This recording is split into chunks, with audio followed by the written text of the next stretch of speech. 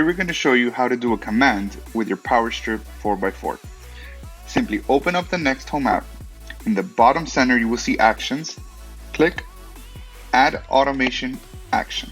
Click, and here you want to pick your device. In Conditions, hit plus device.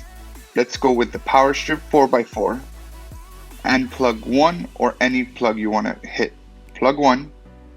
Every time it turns on, we're going to notify a task. In task, we're going to click device. So let's say we have a smart bulb. Every time it switches on. Save, next.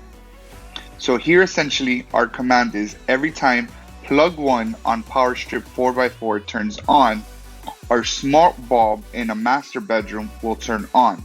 We can name it bulb on, save. An effective period, you can click all day, daytime, nighttime, or custom. Hit next, save, and you've just created a command.